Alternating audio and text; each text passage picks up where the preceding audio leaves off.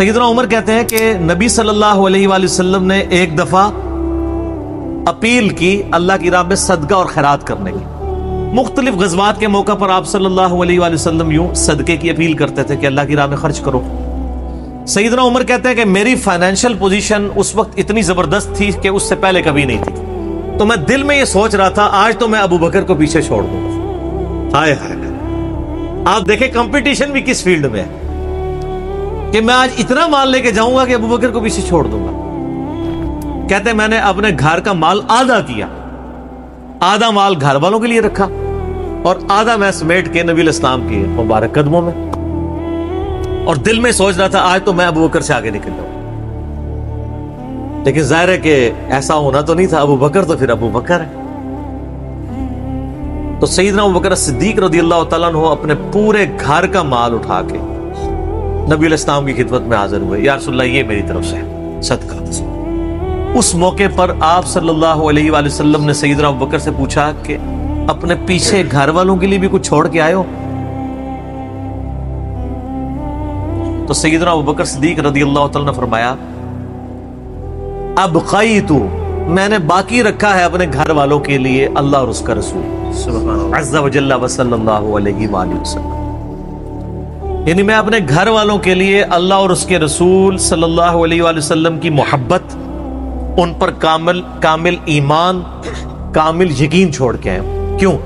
سورہ توبہ کی آیت ہے کہ اللہ تعالیٰ نے مومنین کی جانیں اور مال جنت کے بدلے میں خرید لی ہیں، لہذا اہل ایمان خوشیاں مناؤ اس بیع کے اوپر، اس بیع پہ. بیع کہتے ہیں تجارت کو، اسی سے لفظ بیعت بھی نکلا ہے. قرآن میں تو ہے کہ ہماری بیعت کس کے ساتھ ہے؟ اللہ کے ساتھ. جنت کے بدلے میں جان اور مال کس کے ذریعے؟ رسول اللہ کے ذریعے صلی اللہ علیہ وآلہ وسلم. اللہ کے سامنے انسان اپنے آپ کو بیچ سکتا ہے، انسان کے سامنے نہیں. وہ لہذا وہ جو بیعت جب کروا رہے ہوتے ہیں کہتے ہیں نہیں، بیعت کا مطلب آپ نے اپنا آپ ہمارے آگے بیچ دیا. وہ آپ کے آگے کیا بیچا ہے؟ ایک منی کے گندے قطرے کی جو پیداوار ہے اس کے آگے اپنے آپ کو بیچ دیا ہم نے. کیا اللہ کے سامنے بیچا. انسانوں کو غلامی سے چھڑایا ہے نبی صلی اللہ علیہ وآلہ وسلم، نہ کہ انسانوں کا غلام بنایا. یہ بیعت اللہ کے ساتھ ہے.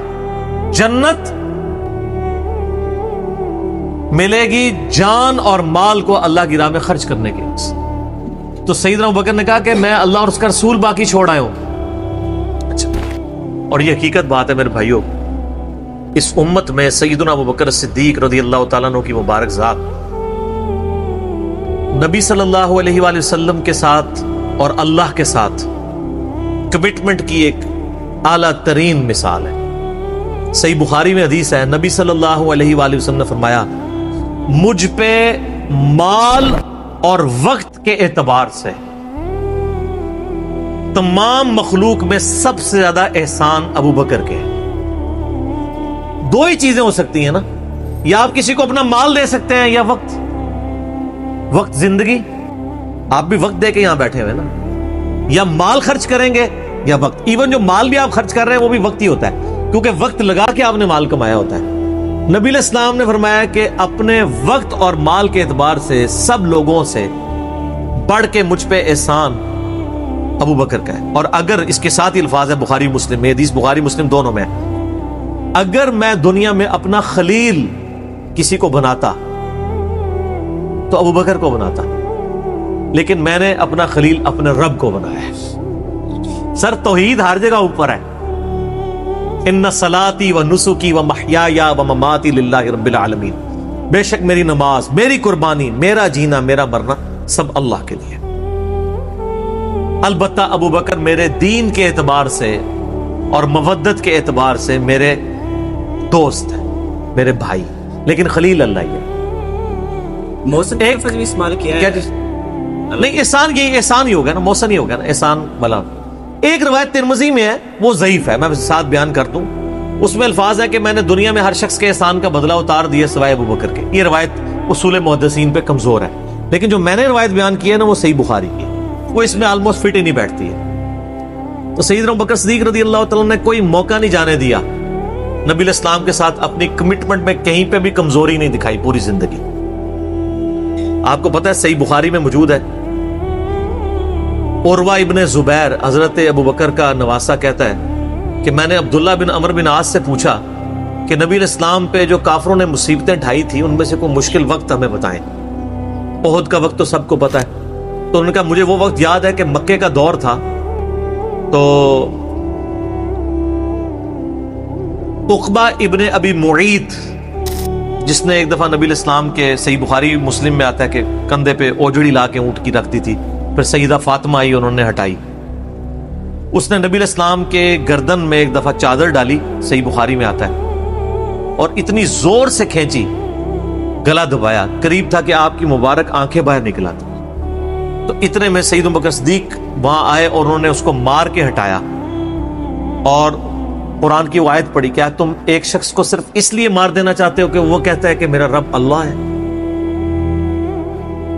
اور پھر اس کے بعد جو حضرت ابو بکر کی پٹائی ہوئی وہ الگ چیز ہے, لیکن وہ اس لیول کے اوپر اپنی جان نثار کرنے کے لیے تیار ہو جاتے تھے. غزوہ احد کے موقع پر صحیح بخاری میں آتا ہے کہ 12 بندے صرف نبی صلی اللہ علیہ وسلم کے ساتھ رہ گئے تھے 700 میں سے, اور ان 12 میں حضرت ابو بکر بھی شامل تھے, حضرت علی بھی تھے, حضرت عمر بھی تھے. اس وقت بھی کمٹمنٹ آپ دیکھ لیں, پیچھے نہیں بالکل ہٹے. ہر موقع پہ جہاں پہ قربانی کا موقع آیا پوری کمٹمنٹ کے ساتھ نبی صلی اللہ علیہ وآلہ وسلم کا ساتھ دیا. حضرت عمر بن عاص کہتے ہیں بخاری اور مسلم دونوں میں, نبی علیہ السلام نے مجھے ایک لشکر روانہ کیا تو اس لشکر کا امیر بنایا, تو مجھے یہ زوم ہوا کہ میں حضور کا بڑا لاڈلا ہوں. تو میں نے کہا یا رسول اللہ صلی اللہ علیہ وسلم آپ کو لوگوں میں سب سے بڑھ کے محبوب کون ہے؟ تو فرمایا عائشہ سلام اللہ علیہ. تو میں نے کہا نہیں یا رسول اللہ میں مردوں میں پوچھ رہا ہوں. تو کہا اس کا باپ ابو بکر. پوچھا اس کے بعد, کہا عمر. اور پھر کہتے ہیں میں حضور سے پوچھتا گیا, آپ نام لیتے کہ میرا نام کوئی نہیں لیا, پھر میں خاموش ہو گیا کہیں میں ان بندوں میں شامل ہی نہ ہوں. صحیح بخاری میں آتا ہے عبداللہ بن عمر رضی اللہ تعالیٰ عنہما کہتے ہیں کہ ہم نبی علیہ السلام کی موجودگی میں یہ کہا کرتے تھے کہ رسول اللہ صلی اللہ علیہ وآلہ وسلم کے بعد سب سے افضل ابو بکر ہیں, اور پھر عمر ہے, اور پھر عثمان ہے. اور اس کے بعد ہم صحابہ میں تفریق نہیں کیا کرتے تھے کہ کون کس سے اوپر ہے, ان تینوں کے بعد. لیکن یہاں پہ میں ایک ٹیکنیکل مسئلہ آپ کو بتا دوں کہ جب کبھی بھی صحابہ میں فضیلت کی بات ہو رہی ہوتی ہے نا, تو وہ ایکسکلوڈنگ اہل بیت ہوتا ہے, کیونکہ صحابہ کرام بھی اہل بیت کو ایک الگ سے آئیڈینٹی تصور کرتے تھے, اور محدثین بھی. ورنہ تو ظاہر ہے کہ صحیح بخاری میں ہے, مسلم میں بھی, کہ فاطمہ میرے جگر کا ٹکڑا ہے, جس نے فاطمہ کو تکلیف دی اس نے مجھے تکلیف دی. سیدنا ابو بکر بھی کبھی یہ جرت نہیں کریں گے کہ کہیں کہ میں رسول اللہ کو فاطمہ سے بڑھ کے محبوب ہوں, کبھی بھی نہیں یہ جرت کریں گے. اس کے الٹ آپ کو حدیثیں بخاری مسلم میں مل جائیں گی, وہ ٹاپک الگ ہے. میں ایک آپ کو ایک شرعی مسئلہ سمجھا رہا ہوں. محدثین کے ہاں, صحابہ کے ہاں جب کبھی بھی صحابہ کی فضیلت کی بات ہو رہی ہوتی ہے تو وہ ادر دین اہل بیت ہوتا ہے. یعنی اگر یہ فضیلت کی بات ہو رہی ہے تو اس میں حضرت فاطمہ, حسن و حسین, حضرت علی شامل نہیں ہے, ان کا مقام وہ ہاں وہ الگ سے ہے, وہ کیٹیگری الگ ہے, وہ اہل بیت کی کیٹیگری میں فال کرتی ہے. اور یہ اہل بیت کی کیٹیگری اتنی سٹرونگ ہے, آپ حدیث کی کتابوں میں دیکھیں گے کہ صحابہ کرام کے فضائل پہ چیپٹر الگ ہے, اہل بیت پہ الگ ہے, اور امہات المومنین پہ الگ ہے.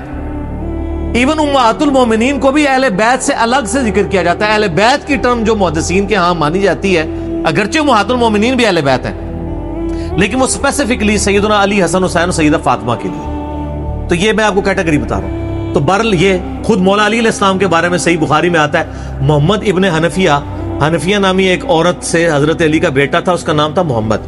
حضرت فاطمہ کی زندگی میں تو حضرت علی نے دوسری شادی نہیں کی, وہ صحیح بخاری مسلم میں آتا ہے نبی علیہ السلام نے ان کو منع کیا تھا, یہ ان کی خصوصیت تھی. بعد میں انہوں نے کچھ شادیاں کی, اس سے بھی اولاد ہوئی, جس میں حضرت سیدہ حنفیہ نامی ایک عورت تھی, ان سے ایک بیٹا تھا محمد ابن حنفیہ. صحیح بخاری میں آتا ہے حضرت ابو بکر کے فضائل کے چیپٹر میں کہ محمد ابن حنفیہ کہتا ہے کہ میں نے اپنے والد علی ابن ابی طالب سے پوچھا, ابا جان بتائیں رسول اللہ کے بعد اس امت میں سب سے افضل کون ہے؟ تو انہوں نے کہا ابو بکر. تو میں نے پوچھا اس کے بعد؟ فرمایا عمر. اور ان کا میں تیسری دفعہ میں نے سوچا کہ میں اگر پوچھا تو یہ عثمان کا نام لیں گے, تو میں نے کہا اس کے بعد تو آپ کا ہی نمبر ہوگا, لیکن وہ تو علی تھے نا. تو تو انہوں نے کہا کہ میں تو عام مسلمانوں میں سے ایک مسلمان ہوں۔ وَمَنْ أَحْسَنُ قَوْلًا مِّمَّنْ دَعَا إِلَى اللَّهِ وَعَمِلَ صَالِحًا وَقَالَ إِنَّنِي مِنَ الْمُسْلِمِينَ، اس سے بڑھ کر کس کی بات ہو سکتی ہے جو لوگوں کو اللہ کی طرف بلائے، خود بھی نیک اعمال کرے اور پھر بھی کہ میں عام مسلمانوں سے ایک مسلمان ہوں، میں بھی مسلمان ہی ہوں، بہت بڑا پیر فقیر یا کوئی اپنے آپ کو ایکسٹراڈنری نہ ماننا شروع کر دے۔ اس حدیث میں بھی سیدنا ابو بکر صدیق رضی اللہ تعالیٰ عنہ کی فضیلت کو خود مولا علی نے بیان کیا۔ پھر بخاری مسلم میں وہ جو حدیث ہے سقیفہ بنی ساعدہ والی جو اختلاف ہوا تھا، اس میں آپ کو پتا ہے سیدنا علی نے بیعت نہیں کی تھی حضرت ابو بکر کی 6 مہینے تک، بخاری مسلم دونوں میں آتا ہے۔ پھر سیدہ فاطمہ بیمار ہو گئی، ان کی تیمارداری کرتے رہے، پھر سیدہ فاطمہ فوت ہو گئی۔ بخاری مسلم کے الفاظ ہیں حضرت علی نے حضرت فاطمہ کی وفات کے بعد دیکھا کہ لوگوں کا رجحان ان سے کم ہونا شروع ہو گیا۔ جب تک حضرت فاطمہ زندہ تھی تو ظاہر ہے نبی اسلام کا ایک وہ معاملہ تھا، تو پھر انہوں نے حضرت ابوبکر کو پیغام بھیجا کہ آپ میرے گھر آئیں اور اپنے ساتھ کسی کو نہیں لے کے آنا۔ اس حدیث کو روایت سیدہ عائشہ کر رہی ہیں اور حدیث بخاری میں بھی ہے، مسلم میں بھی۔ اور اما عائشہ کہتی ہیں کہ سیدنا علی کی یہ خواہش تھی کہ حضرت عمر نہ جائیں کیونکہ ان کے مزاج میں ذرا تیزی تھی۔ تو حضرت ابوبکر حضرت علی کے گھر جانے لگے تو حضرت عمر نے روک لیا، ان کا آپ کو میں اکیلے نہیں جانے دوں گا۔ ہائے ہائے، ابو بکر تو پھر ابو بکر ہے نا، انہوں نے کہا اللہ کی قسم نبی کے گھر والوں سے ہمیں کوئی شر کی امید نہیں ہے۔ ان کو تھا کہیں بلا کے ایجنسیوں کے ہاتھوں گرفتاری نہ کروا دیں، آج کے دور میں بات کروں۔ تو حضرت بکر اکیلے گئے۔ سیدنا علی نے حضرت بکر سے کہا کہ اللہ نے جو آپ کو ہم پہ فضیلت دی ہے اس امر خلافت میں، ہمیں آپ سے کوئی حسد نہیں ہے، لیکن نبی الاسلام کی قربت کے ناطے اور آپ کے اہل بیت ہونے کے ناطے ہم یہ سمجھتے ہیں کہ ہمیں اس مشورے میں شامل کرنا چاہیے تھا۔ تو سیدنا ابوبکر نے رونا شروع کر دیا۔ رونے کا مطلب یہ تھا کہ انہوں نے اس چیز کو ایکسپٹ کیا کہ یہ ٹیکنیکلی مسئلہ مس ہینڈل ہوا ہے، لیکن وہ کیوں ہوا وہ میں نے پورا 3 گھنٹے کا لیکچر ریکارڈ کروایا۔ مسئلہ 55B، وصی رسول کون ہے اور حدیث قرطاس کا تحقیقی جائزہ۔ جب رونا شروع کیا تو سیدنا علی نے کہا کہ بس اب میں آپ کی اعلانیہ بیعت کروں گا، یہ ہے للہیت، ورنہ وہ کہتے کہ ابوبکر میں بیعت کرتا ہوں باہر جا کے بتا دینا، یہ کام ہوتا تو اکڑ والا ہوتا، لیکن وہ تو علی تھے، اکڑ تو دور دور تک نہیں تھی، زہد تھا، عاجزی تھی، اللہ کا تعارف تھا۔ کہا میں اعلانیہ بیعت کروں گا آپ کی۔ آج کے ہوتے تو کہتے جی باہر جا کے آپ بتا دیں، میں ایک ٹویٹ کر دوں گا پیچھے سے کہ بس ہو گئی ہے ہمارا آپس میں۔ نہیں، ظہر کے وقت بخاری مسلم کے الفاظ ہیں سیدنا ابوبکر نماز کے بعد ممبر پہ چڑھے اور حضرت علی کے فضائل بیان کیے اور پھر بیان کیا کہ ان کے بیعت نہ کرنے کی وجہ کیا تھی، اور پھر ممبر سے نیچے اتر آئے۔ پھر حضرت علی ممبر پہ چڑھے اور حضرت ابوبکر کے فضائل بیان کیے اور اپنے بیعت نہ کرنے کی وجوہات بتائیں، اور پھر اعلانیہ بیعت کی، اور حضرت علی ممبر سے اترے تو تمام مسلمان پھر حضرت علی سے خوش ہو گئے کہ انہوں نے اس مسئلے میں قربانی والا معاملہ کیا۔ تو یہ بھی ایک موقع تھا۔ اس میں الفاظ ہیں کہ حضرت ابوبکر کہتے ہیں اللہ کی قسم حضرت علی سے روتے ہوئے کہ مجھے نبی کے گھر والے اپنے گھر والوں سے بڑھ کے عزیز ہیں۔ اور آپ کو مزے کی بات بتاؤں، صحیح بخاری میں ایک کرٹیکل حدیث ہے حسن حسین کے چیپٹر کے اندر، امام بخاری نے ڈالی ہے، وہ امہات المومنین کے چیپٹر میں نہیں ہے، حسن حسین والے چیپٹر میں، کہ حضرت ابوبکر کہتے ہیں کہ رسول اللہ کے قرب کو ان کے اہل بیت کے قرب میں تلاش کرو۔ کون کہہ رہے ہیں؟ حضرت ابوبکر۔ اور اہل بیت سے مراد کون؟ سیدنا حسن حسین، کیونکہ امام بخاری نے اس حدیث کو حضرت ابوبکر کے قول کو حضرت حسن حسین والے چیپٹر میں لیا کہ محمد صلی اللہ علیہ وآلہ وسلم کی قربت کو ان کے اہل بیت کی قربت میں تلاش کرو۔ تو سیدنا ابوبکر صدیق رضی اللہ تعالیٰ عنہ کو نبی الاسلام سے نسبت رکھنے والی ہر چیز بڑی بڑھ کر محبوب تھی، چاہے وہ آپ کے اہل بیت ہوں یا آپ صلی اللہ علیہ وآلہ وسلم کی قریبی کو رشتہ دار ہوں، ہر معاملے میں۔ اس لیے آپ دیکھیں نا، کمپرومائز آپ کو کہیں نظر نہیں آتا۔ سر بخاری میں آتا ہے کہ صلح حدیبیہ کے موقع پر حضرت عمر سے بھی تھوڑی سی مس ہینڈلنگ ہو گئی تھی، یا رسول اللہ ہم کیا حق پہ نہیں ہیں؟ پھر دب کے کیوں صلح کر رہے ہیں؟ حضور نے فرمایا کہ میں اللہ کا پیغمبر ہوں. پھر بھی تسلی نہیں ہوئی، حضرت ابوبکر کے پاس آئے. پھر حضرت ابوبکر نے ڈانٹا کہ عمر وہ اللہ کے پیغمبر ہے. اور حضرت عمر کہتے ہیں مجھے پوری زندگی اس چیز کا غم رہے گا کہ میں نے بڑی جرأت دکھائی. الٹیمیٹلی ثابت ہوا کہ صلح حدیبیہ والا جو معاملہ تھا وہ مسلمانوں کے حق میں شامل ہوا. لیکن حضرت ابوبکر کا آپ ایمان کا لیول دیکھیں کہ وہ سرکمسٹانسز پہ نہیں جاتے تھے. وہ کہتے تھے اللہ کے پیغمبر نے فیصلہ کیا، الٹیمیٹلی اسی میں خیر ہوگی. ان کا ایمان اس لیول کا تھا کہ وہ عقلی دلائل کو بعد میں رکھتے تھے. اور وہاں پہ بھی آپ کو نظر آیا اور انہوں نے حضرت عمر کو کہا کہ عمر وہ اللہ کے پیغمبر ہیں، جو فیصلہ کر رہے ہیں وہ ٹھیک ہے. اسی لیے ہر مسئلے میں آپ کو احتیاط کا پہلو نظر آتا ہے. پھر بخاری میں آتا ہے جب مرتدین زکات تھے، حضرت عمر جیسے لوگ بھی کہہ رہے تھے اتنے مازوں پہ آپ جنگ نہ کھولیں، پہلے کچھ قبائل مرتد ہو گئے ہیں، رومن امپائر چڑھی دوڑی ہے، پرشین امپائر کے ساتھ ہم نے سارے معاملات شروع کیے ہوئے ہیں، اتنے مازوں پہ ہم کیسے لڑیں گے؟ تو سیدنا ابوبکر نے کیا کہا تھا؟ اللہ کی قسم کو رسول اللہ کے زمانے میں جانور دیتا تھا اور اس کے ساتھ ایک رسی بھی دیتا تھا، اور اب نہیں دے گا نا میں اس کے خلاف بھی قتال کروں گا، اکیلا مجھے کرنا پڑے. جس طرح نماز اللہ کا حق ہے اسی طریقے سے زکات بھی اللہ کا حق ہے. جو نماز اور زکات میں فرق کرے گا میں اس کے خلاف قتال کروں گا. وہ ریٹ آف دی گورنمنٹ کو چیلنج کر رہا ہے. حضرت عمر کے الفاظ ہیں بخاری میں کہ اللہ تعالیٰ نے ابوبکر کا سینہ کھول دیا تھا اس مسئلے میں، اور ابوبکر کی باتیں سن کے ہمارا سینہ بھی کھل گیا. حالانکہ پورے صحابہ ایک طرف کھڑے تھے، ابوبکر ایک طرف کھڑے ہوئے تھے. ان کی جو نبی علیہ السلام سے کمٹمنٹ تھی نا وہ ان کو ہٹنے نہیں دیتی تھی. صحیح بخاری میں آتا ہے، آپ کو پتہ ہے لشکر اسامہ کے اوپر بڑے بڑے صحابہ نے اعتراض کیا کہ یہ اسامہ تو کل کا بچہ ہے 15-16 سال کا، اتنے سینئر صحابہ اس کے انڈر لگا دیے ہیں. نبی علیہ السلام نے وفات کی وصیت کی تھی کہ لشکر اسامہ بھیجنا ہے اور رومن امپائر، کیونکہ انہی کے باپ شہید ہوئے تھے نا زید ابن حارثہ غزوہ موتا کے اندر.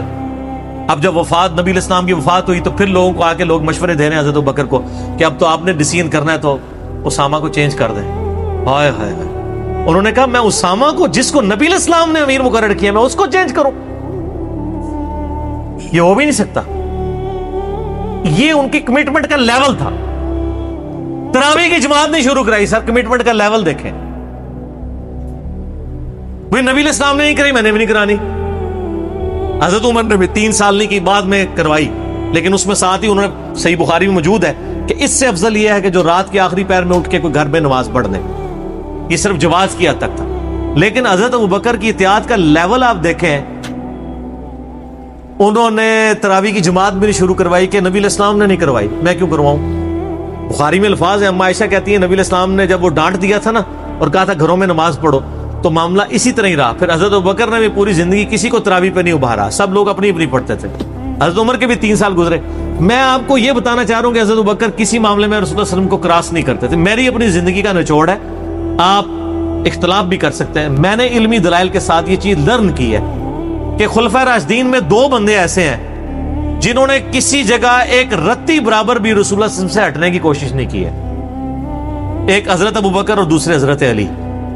حضرت عمر اور عثمان کی زندگی میں آپ کو کئی واقعات ایسے ملیں گے کہ انہوں نے اجتہاداً کچھ ایسے کام کیے ہیں جو بعد میں ان کو ریورس کرنے پڑے ہیں. انہوں نے اپنے اجتہاد سے کیے، ان کا معاملہ اللہ کے سپرد. لیکن حضرت ابوبکر اور حضرت علی جو تھے یہ 2 پرسنالٹیز ایسی تھیں کہ ان میں جو سنت کو فالو کرنے کی کمٹمنٹ تھی نا وہ ایسی تھی کہ وہ اپنی عقل کو دوسرے نمبر پہ رکھتے تھے.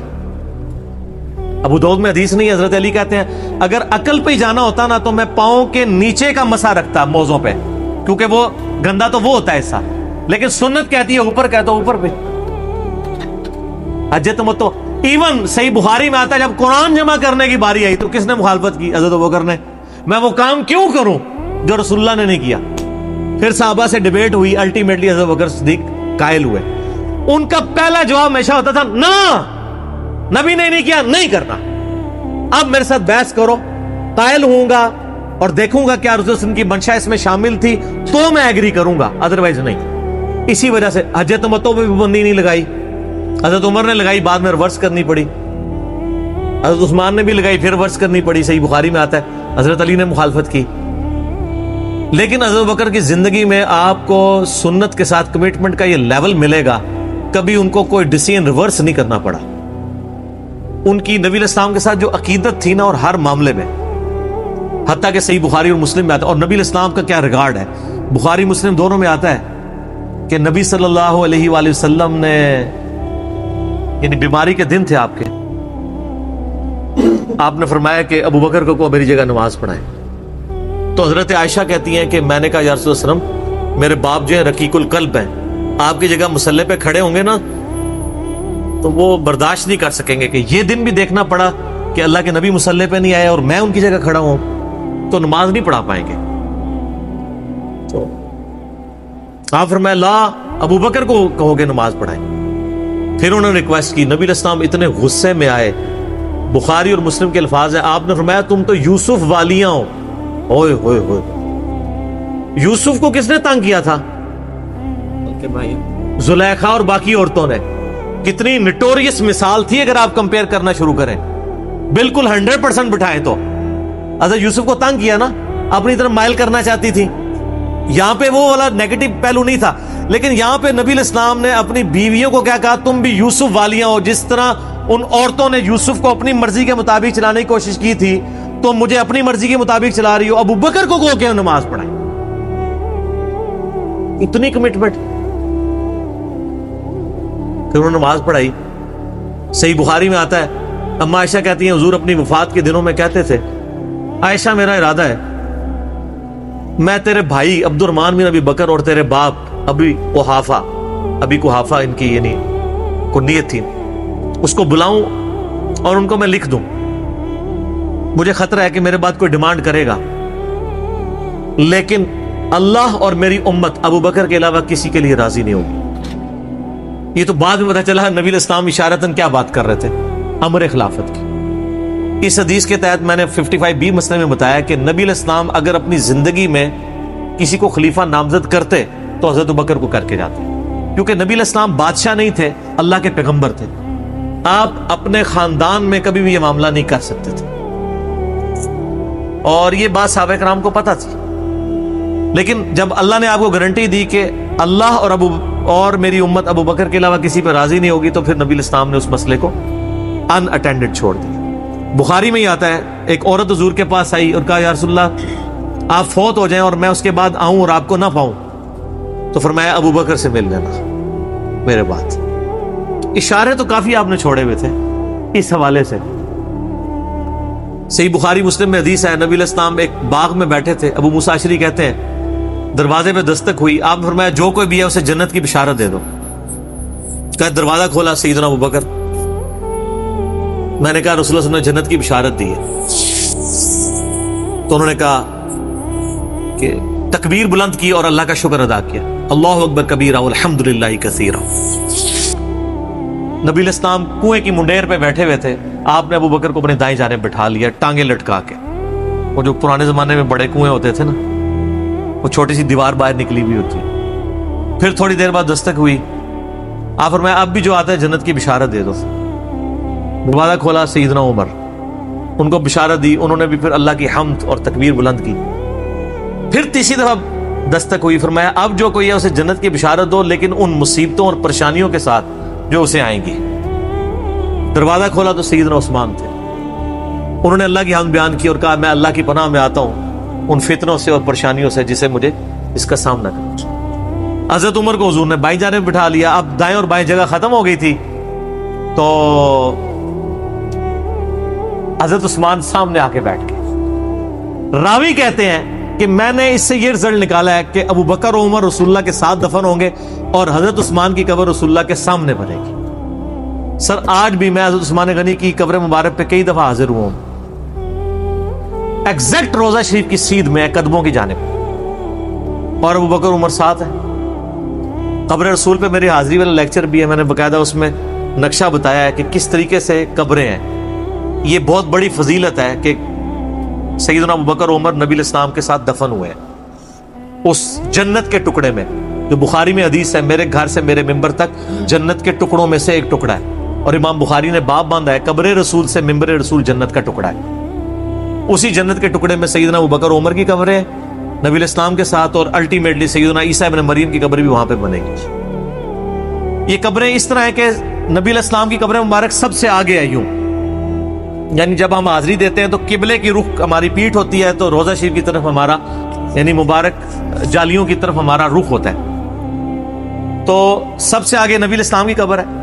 نبی علیہ السلام کا جہاں پہ آپ سمجھ لیں سینے کا نچلا ناف والا حصہ بنتا ہے نا، وہاں حضرت ابوبکر کا سر ہے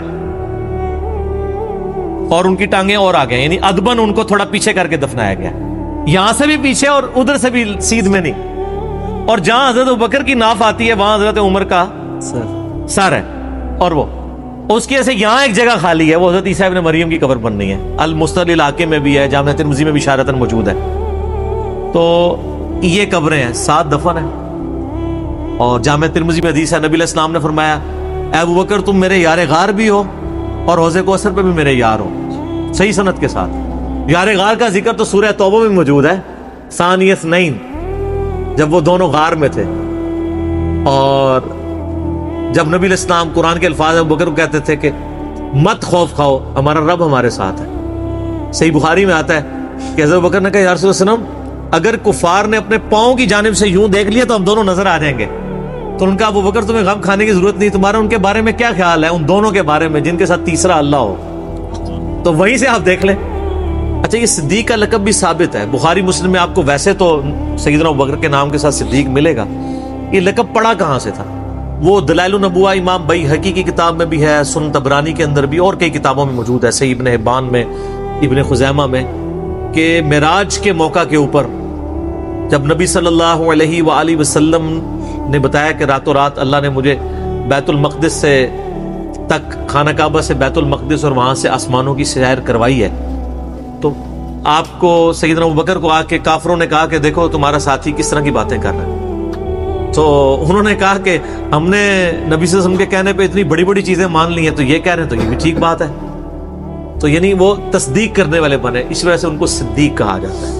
ویسے تو قرآن حکیم میں انبیاء کے بعد جو درجہ آیا ہے من النبیین والصدیقین والشہداء والصالحین، وہ بھی الگ سے ہے اس حوالے سے۔ ابو بکر کا مطلب یہ ارکام میں پہل کرنے والا، اور جامع ترمذی میں حدیث ہے نبی علیہ السلام نے فرمایا ابو بکر عتیق ہے، آگ سے آزاد کیا گیا۔ پھر جو اشرم مبشرہ والی 10 صحابہ کو ایک مجلس میں جنت کی بشارت ہے، اس میں پہلے نمبر پہ ابو بکر فی الجنہ، عمر فی الجنہ، عثمان فی الجنہ، علی فی الجنہ، طلحہ فی الجنہ، زبیر فی الجنہ، عبد الرحمن بن عوف فی الجنہ، ابو عبیدہ ابن جرح فی الجنہ، سعید ابن زید فی الجنہ، سعد ابن ابی وقاص فی الجنہ۔ یہ 10 کے 10 صحابہ کو ایک مجلس میں جنت کی بشارت ملی۔ سیدنا ابوبکر کی نبی علیہ السلام کے ساتھ کمٹمنٹ کا آپ لیول دیکھیں کہ مزاج آپ کو پتا بڑا نرم تھا، لیکن جہاں نبی علیہ السلام کا معاملہ آتا تھا تو آپ سے زیادہ مضبوط شخص کوئی نہیں تھا۔ مضبوطی کا تعلق جسم کے مضبوط ہونے سے نہیں ہوتا، ایمان کے مضبوط ہونے سے ہوتا ہے۔ منکرین زکوٰۃ کے خلاف، مسلمہ کذاب کے خلاف بڑے بڑے لوگوں کے اس وقت پاؤں جب لڑکھڑانے لگے ہیں تو سیدنا ابوبکر نے فرنٹ سے لیڈ کیا۔ عرب قبائل جو مرتد ہوئے تھے، عرب کی سرزمین میں جتنے فتنے ہیں 2 سال میں حضرت ابوبکر نے دبا دیے ہیں۔ حضرت عمر اس وقت خلیفہ بنے جب عرب کے فتنے ختم ہو چکے تھے، بلکہ اپنے دور میں ہی سیدنا ابوبکر نے رومن اور پرشین امپائر کی طرف بھی، وہ سر عمر سیریز دیکھ لو نا، پھر سب کو پتہ چل جائے گا، بھیج دیے تھے قافلے، سٹیبل کیا عرب کی سرزمین کو۔ جنگ یمامہ ہوئی مسلمہ کذاب کے خلاف سیدنا ابوبکر کے دور میں، تو ان کے پاؤں کہیں لڑکھڑائے نہیں ہیں۔ حتیٰ کہ آپ دیکھیں صحیح بخاری میں آتا ہے صلح حدیبیہ کے موقع پر جب وہ آیا ہوا تھا نا سہیل ابن عمر اور وہ دوسرا جو عروہ ابن مسعود، عبداللہ ابن مسعود کا بھائی جو بعد مسلمان ہو گیا تھا، اس وقت تک تو کافر تھا، نبی علیہ السلام کے ساتھ گفتگو کرتے ہوئے نا اس نے نا یہ الفاظ استعمال کیے کہ یہ تیرے ساتھی جو تیرے ساتھ کھڑے ہیں نا، جب تیرے پہ مشکل وقت آیا تو یہ چھوڑ جائیں گے۔ اب ان کو کیا پتا تھا کہ یہ اس طرح کا بندہ ہے یا اس کے ساتھی اس طرح کے ساتھی ہیں۔ اس پہ حضرت ابوبکر کو بڑا سخت غصہ آیا، انہوں نے کہا کہ جاؤ لات اور منات کی شرمگاہیں چاٹو تم لوگ۔ اب اتنے سخت الفاظ ایک ایسے شخص کی زبان پہ جو سراپا اخلاق ہو، جسے غصہ نہ آتا ہو، صرف اس لیے کہ نبی علیہ السلام کے ساتھ اس نے مس بہیو کیا۔ اس سے بعض لوگوں نے گالی کی پلی لی ہے کہ یہ گستاخوں کو گالیاں نکال سکتے ہیں، انہوں نے گالی نہیں دی تھی، وہ آلریڈی شرمگاہوں کو چاٹتے تھے، تو ان کی غلط بات کا ہی ان کو تانا دیا جو وہ کر رہے تھے۔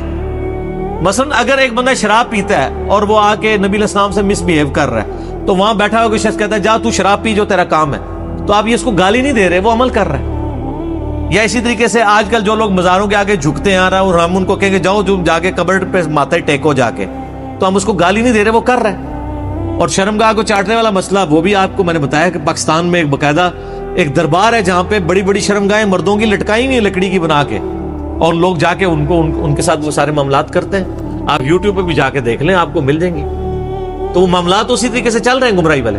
لیکن سیدنا ابوبکر صدیق کی آپ کمٹمنٹ دیکھیں کہ انہوں نے بالکل لحاظ نہیں کیا۔ انہوں نے کہا تم جا کے یہ کام کرو، ہم نبی علیہ السلام اپنی جان کا آخری سانس اور خون کا آخری قطرہ بھی اپنے نبی کے لیے نچھاور کریں گے۔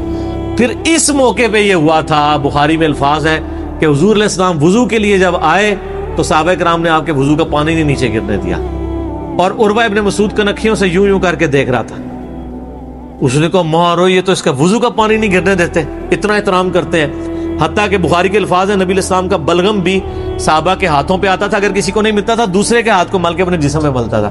بیسیکلی وہ کافروں کو یہ میسج دے رہے تھے کہ اس کے بارے میں تم کہہ رہے ہو جس کا وضو کا پانی نیچے گرنے دیتے، اس کے خون کا قطرہ گرنے دیں گے؟ اور یہی ہوا، بخاری کے الفاظ ہیں۔ عروہ ابن مسعود جب کفار مکہ کے پاس گیا، اس نے کہا جی بھائی جی ان کے ساتھ معاہدہ ہی کرو، میں بڑے بڑے درباروں میں گیا ہوں، میں کیسر روم کے دربار میں گیا ہوں، میں کسریٰ کے دربار میں گیا ہوں، میں نجاشی کے، میں نے کسی کے فالوورز کو اپنے سردار کی وہ عزت کرتے ہوئے نہیں دیکھا جو محمد صلی اللہ علیہ وآلہ وسلم کے فالوورز ان کی عزت کرتے ہیں۔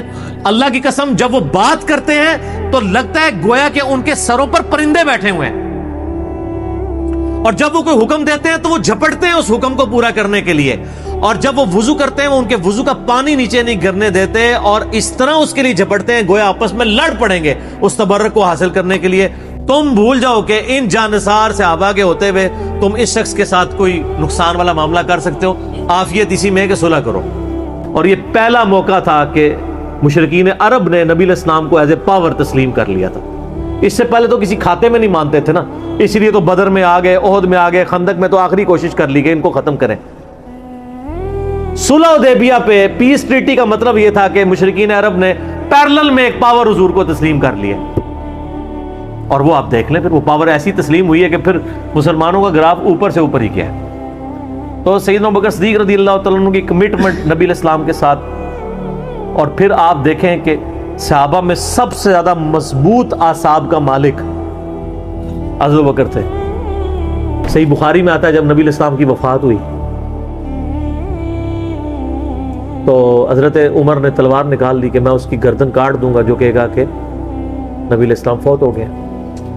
ان کا یہ عقیدہ تھا کہ جس طرح موسیٰ علیہ السلام 40 دن کے لیے کوہ طور پہ گئے، نبی علیہ السلام بھی ڈورمنٹ پوزیشن میں چلے گئے، واپس آ جائیں گے، کیونکہ انہوں نے نبی علیہ السلام سے سنا تھا کہ رومن اور پرشین امپائر گرے گی، تو وہ یہ فورس ہی کرتے تھے ابھی تو کیسرو کسریٰ کی جنگیں ہم نے لڑی نہیں ہیں، تو حضور اس سے پہلے کیسے دنیا سے جا سکتے ہیں؟ لیکن اللہ نے تو آپ کو پروفٹ بنوانا تھا نا، کہ آپ کے جانے کے بعد فتوحات کروانی تھی تاکہ پتہ چلے کہ پیچھے اللہ کھڑا ہے۔ اپنی زندگی میں تو بڑے بڑے بادشاہوں نے فتوحات کی ہیں، نبی علیہ السلام کی تو دعوت کا کلائمیکس حضرت ابوبکر اور پھر حضرت عمر عثمان و علی کے دور میں جا کے ہوا ہے، جبکہ عرب قبائل بھی مرتد ہو گئے ہیں، تب بھی اللہ کے پیچھے سپورٹ تھی۔ والذی ارسل رسولہ بالہدی ودین الحق لیظہرہ علی الدین کلہ ولو کرہ المشرکون، اللہ نے اس کو دین کو غالب کرنا تھا۔ تو بخاری کے الفاظ ہیں حضرت عمر نے کہا میں اس کی گردن اتار دوں گا۔ حضرت ابوبکر آئے، انہوں نے حضرت عمر کو دیکھا، اگنور کر کے سیدھا حجرہ عائشہ میں گئے، نبی علیہ السلام کے مبارک کفن کو ہٹا کے آپ کے ماتھے پہ بوسہ دیا اور کہا یا رسول اللہ، اللہ آپ پہ 2 موتیں جمع نہیں کرے گا، ایک موت تو سب کے نصیب میں ہے، اب تو ہمیشہ کی زندگی آپ کو اللہ نے آخرت کی دے دی ہے۔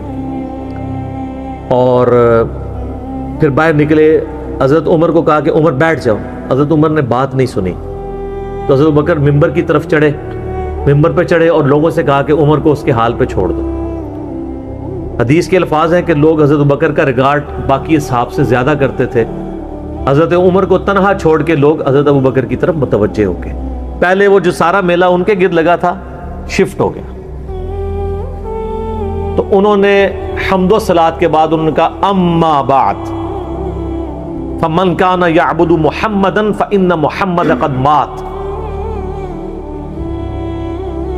سر کلیجے پہ کتنا بڑا پتھر رکھا ہوگا حضرت ابوبکر نے جملہ بولتے ہوئے، کہ جو محمد کی عبادت کرتا تھا وہ جان لے کہ محمد کو موت آ گئی ہے.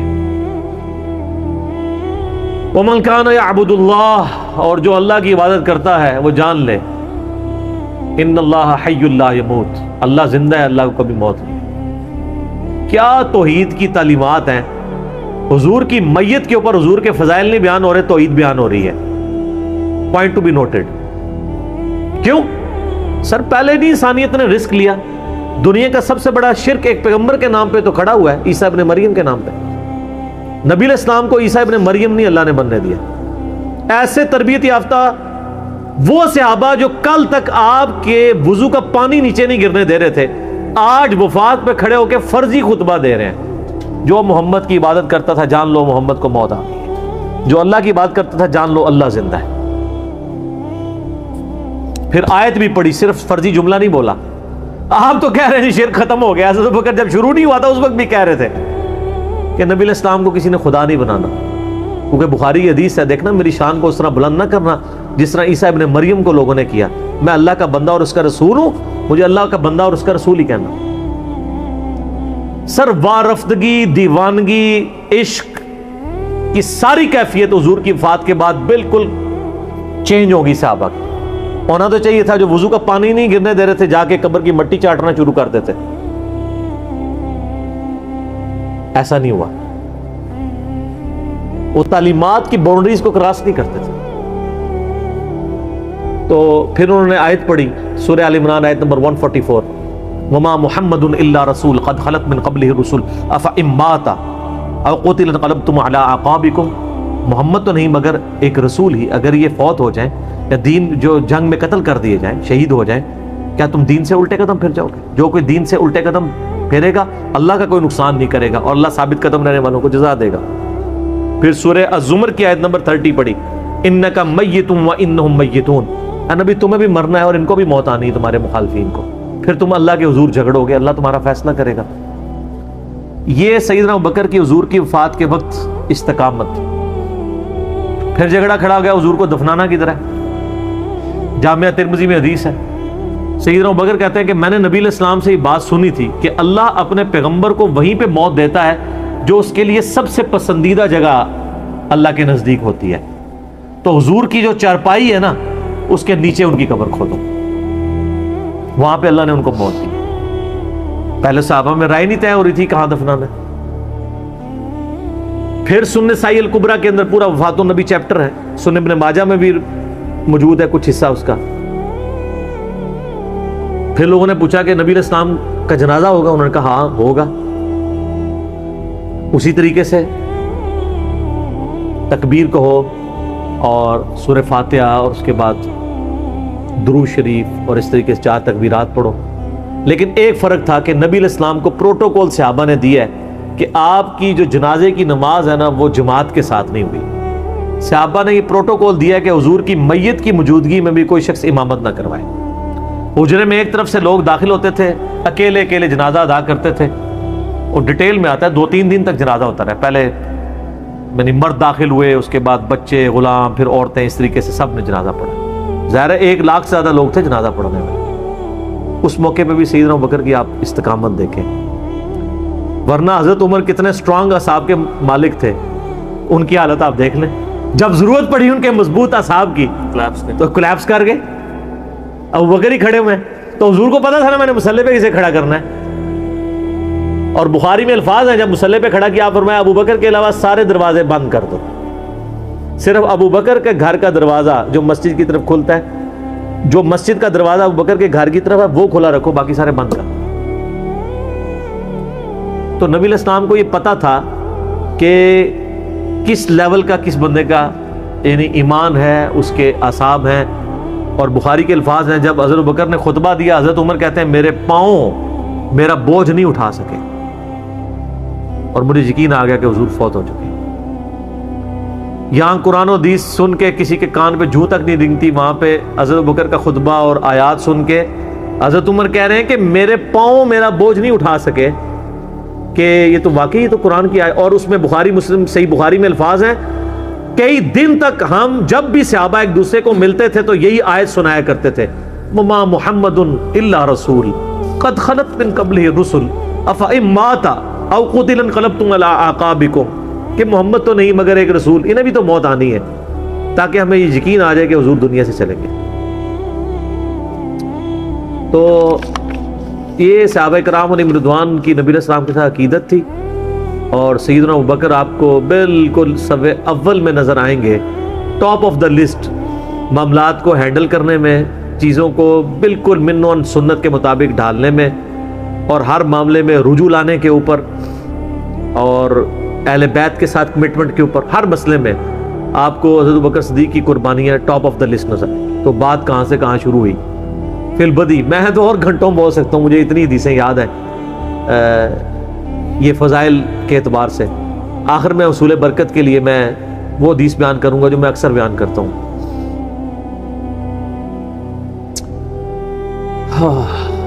عبداللہ بن عباس رضی اللہ تعالیٰ عنہما کہتے ہیں، بخاری اور مسلم دونوں میں، کہ سیدنا عمر کی میت رکھی ہوئی تھی اور لوگ آ کے ان کی میت پہ سلام پڑھ رہے تھے اور اپنے اپنے انداز میں خراج تحسین پیش کر رہے تھے کہ اس شخص کی وجہ سے اسلام کو کیا عروج ملا۔ تو کہتے ہیں اتنے میں نے محسوس کیا کہ ایک شخص میرے پیچھے آ کے کھڑا ہوا اور اس نے میرے کندھے پہ یوں کونی رکھی، میری پیٹھ اس کی جانب تھی، اس نے کونی میرے کندھے پہ یوں رکھی، اور حضرت عمر کی بیعت سے مخاطب ہو کے کہنے لگا کہ اے عمر، اللہ تجھ پہ رحم فرمائے، تو روئے ارض پہ ان لوگوں میں سے ایک شخص تھا کہ میری بھی خواہش تھی کہ میں ان اعمال کے ساتھ اللہ کے حضور پیش ہوتا، کہ اگر اللہ کے حضور پیش ہونے کے لیے مجھے بہترین اعمال چاہیے تو تیرے اعمال۔ ظاہر ہے جی رومن اور پرشین امپائر گھری ہے، کس لیول کا عروج، کیونکہ میں نے رسول اللہ صلی اللہ علیہ وآلہ وسلم سے بارہا سنا تھا، میں ابو بکر اور عمر داخل ہوئے، میں ابو بکر اور عمر نکلے، میں ابو بکر اور عمر نے یہ کیا، تو مجھے بڑی امید تھی کہ تم اپنے دو ساتھیوں سے جا ملو گے، یعنی رسول اللہ اور ابو بکر کے ساتھ صلی اللہ علیہ وآلہ وسلم رضی اللہ تعالیٰ۔ یعنی نبی علیہ السلام کے بعد سیدنا ابو بکر اور پھر حضرت عمر بھی وہیں پہ پہنچ گئے۔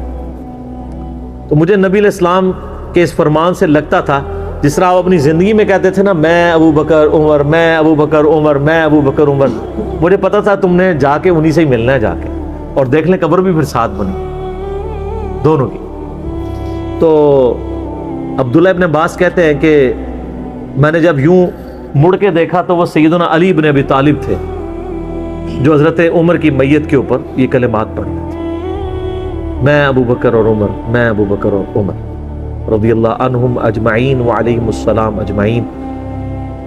اللہ تعالیٰ ہمارے دلوں میں خلفائے راشدین کی محبت، اہل بیت کی محبت راسخ فرمائے رضی اللہ عنہم اجمعین وعلیہم السلام اجمعین، اور قیامت والے دن حوض کوثر پہ ان کے ساتھ محشور فرمائے، آمین ثم آمین۔